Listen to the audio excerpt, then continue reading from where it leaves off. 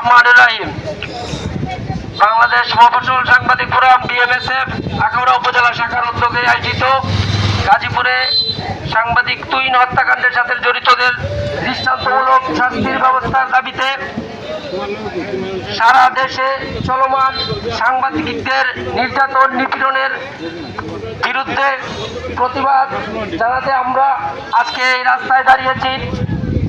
আমার সাথে বাংলাদেশ মফস্বল সাংবাদিক ফোরাম বিএমএসএফ আখাউড়া উপজেলা শাখার সম্মানিত সভাপতি, সম্মানিত সাধারণ সম্পাদক, এছাড়াও বিভিন্ন প্রিন্ট ও মিডিয়ার সাংবাদিক ভাইয়েরা উপস্থিত রয়েছেন।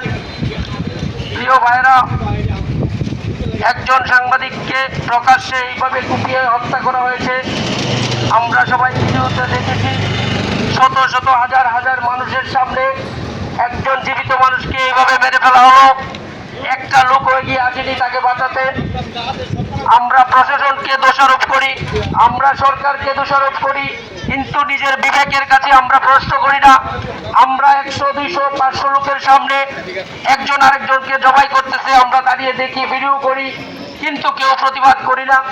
প্রথমে তাৎক্ষণিক যারা উপস্থিত থাকে তারা যদি প্রতিবাদ না করে, তাইলে শুধু শুধু প্রশাসনকে, সরকারকে দোষারোপ করে কি লাভ?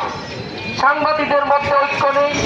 আখাউড়া, আমরা যেহেতু আখাউড়ার বাসিন্দা, আখাউড়ার সাংবাদিকদের মধ্যে বিভিন্ন গ্রুপে বিভক্ত, একজন আরেকজনের প্রতি হিংসায় এইভাবে চলতে চলতে আজকে সাংবাদিকদের অবস্থান কোথায় গিয়ে দাঁড়িয়েছে? একজন জনযন্ত্র মানুষকে এইভাবে হত্যা করা হলো। এখন পর্যন্ত সকল আসামিদেরকে ধরা হয়নি। সিসি ক্যামেরা ফুটেজ দেখা যাচ্ছে, বিভিন্ন মিডিয়ায় প্রচার হয়েছে। দুর্বৃত্তরা সন্ত্রাসীরা তুহিনকে হত্যা করেছে। কোনো মিডিয়া, কোনো প্রিন্ট সাংবাদিক কেউ আসামিদের নাম উল্লেখ করেনি, ঠিকানা উল্লেখ করেনি। এই সংস্কৃতি চলতে থাকলে ভবিষ্যতে আমরা কেউ নিরাপদ না। সে একজন সংবাদকর্মী। আমরা বাংলাদেশের বা বিশ্বের মানুষের জাতির বিবেক, আমরা অসহায় বিপদগ্রস্ত হলে মূলত প্রেস ক্লাব অথবা প্রেসের সাংবাদিক বৃন্দের কাছে গিয়ে আমরা সহযোগিতা চাই। তাদের মাধ্যমে আমরা সরকারের কাছে আবেদন জানাই। এখন সাংবাদিকদের উপরই আক্রমণ চলমান।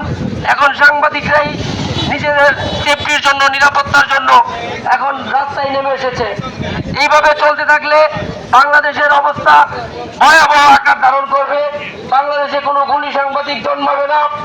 এইভাবে অনৈক্য থাকলে সাংবাদিকরা আরো নিপীড়ন, নির্যাতনের শিকার হবে, সত্যকে তুলে ধরতে পারবে না।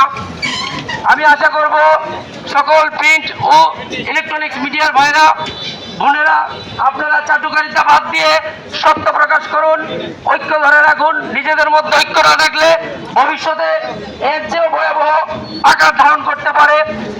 আমি আপনাদের সবাইকে ধন্যবাদ ও কৃতজ্ঞতা জানাচ্ছি। সেই সাথে প্রশাসনের কাছে জোরালো দাবি জানাচ্ছি, তুহিন হত্যাকাণ্ডের সাথে জড়িতদের দৃষ্টান্তমূলক শাস্তি ব্যবস্থা করুন। এছাড়াও সারা দেশে বিভিন্ন স্থানে চলমান সহিংসতা, মব সৃষ্টি সহ সাধারণ মানুষের যানবাহনের নিরাপত্তা নিশ্চিত করার জন্য প্রশাসনকে বিশেষভাবে অনুরোধ করা যাচ্ছে।